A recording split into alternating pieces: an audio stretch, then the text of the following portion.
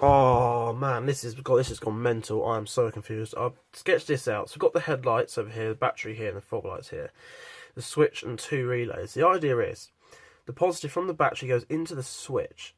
So when I turn this switch on, it will energize this coil. So this coil goes back to the negative, and it will switch it over, which will allow a connection between the negative here. So this will be cutting the negative on and off here. So the idea is now where the line goes to the headlights, when it goes to the headlights, so full beam power goes to the headlights, it goes into this relay, and it will switch this relay if there's a connection back to the negative. So this relay here switches the negative. So if this is all closed, it will go through this relay back to the negative. This relay here will switch, which will allow the positive to go through to the fogs.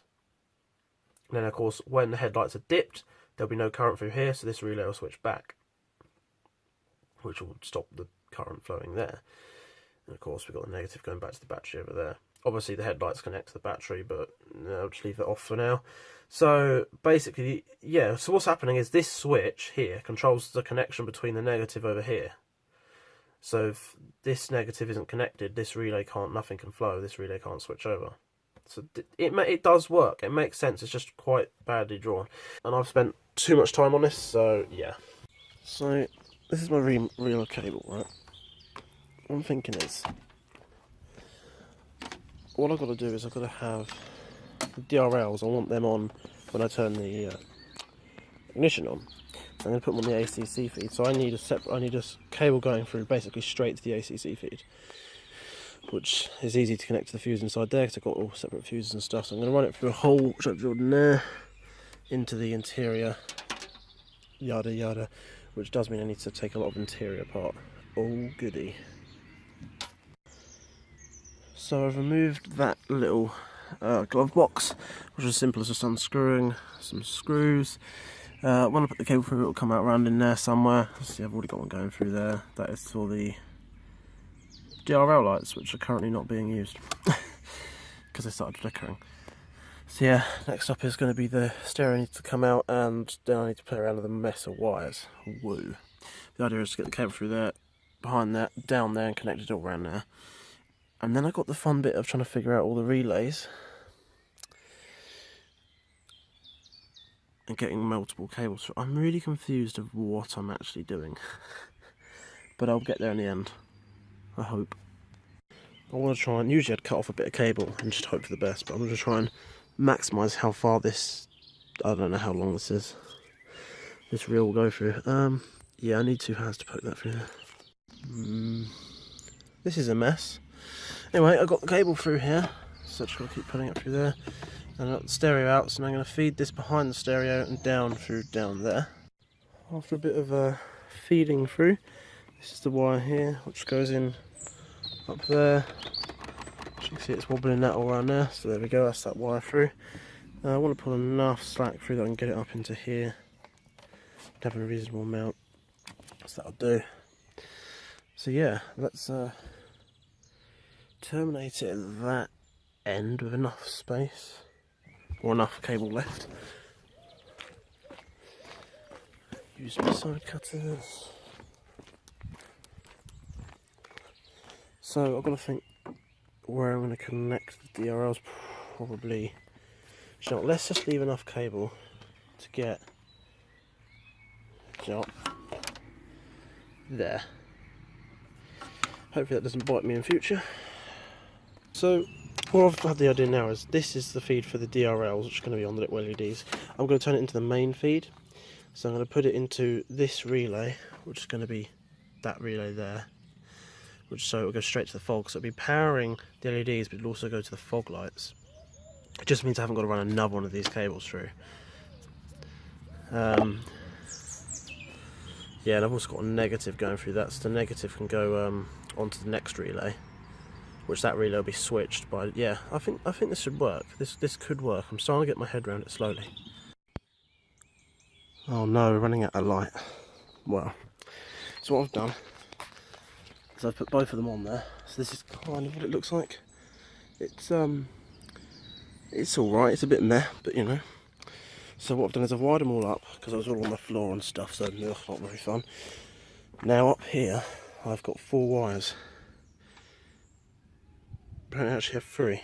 Nope, there's the 4th. And 2 are for the LEDs and 2 are for the actual lights. See, I've got to figure out which is which now, which is why I've got a 9-volt battery. So the light up the LEDs, see which one's which. Then my relays I've got to wire up and blah, blah, blah. I don't know what I'm doing. Even less light. So, yeah. Turns out here, actually having these LED lights that don't work properly and need extra load, turns out that's quite good, because this light bulb, where we've tapped it in, has made a perfect point for me to tap in this relay. So now, when the full beam goes on, that relay will also switch, as well as that light going on. I'm trying to put this somewhere. There you go. So when I turn it on, you'll see this light bulb light up, and you'll hear the ticking of the relay. So yeah, that was me. So whenever I had full beam on, that would flash on, and then that relay there would tick on. So that's actually a good sign. That system there is working.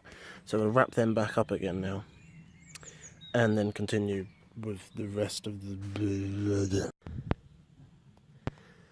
Yeah, even less light now. But we are somewhat there. This has been a real pig. I'm so confused. I've been really confused at what's been going on. Because at one point, I wasn't even getting the relays ticking anymore. But it turns out I'd accidentally forgot one of the cables in the car that basically connected all of the switches together. But yeah, apart from that, so the idea is this comes in. This is the switch feed. So the live comes in, switches this relay. The negative goes down to the light. Down to the lights, so that switches the relay. Once that relay is switched, it connects the neutral, which comes into the blue, out to the yellow, which then goes into this relay here. So then once the full beam is switched, it connects the neutral. So basically when the full beam goes on, it will switch that coil over, connect the neutral to the lights and turn the lights on. That's basically what happens. Dear. What I've realised is that with the rear floodlight on and the front fog's on, it blows the fuse. It's 5 amps, so that's probably why. I'm going to put a 10 in and put a smaller fuse on the floodlight and the fog lights. Yeah, basically I want to fuse it in case something happens. But yeah, I can tell it was an overload because a short circuit would just destroy the fuse wire. And also, it was all running and then I heard all the relays tick off and thought, ah.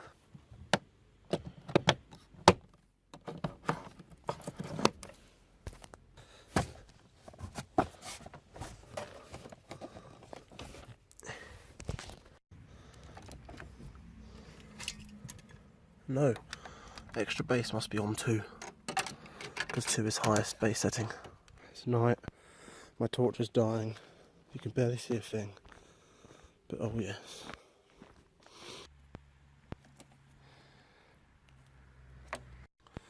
So, moment of truth, when the ignition's on, I should have day running lights at the front now. And we do, oh yes. Look at that. Doesn't look that great on the camera, to be honest. Can't see anything.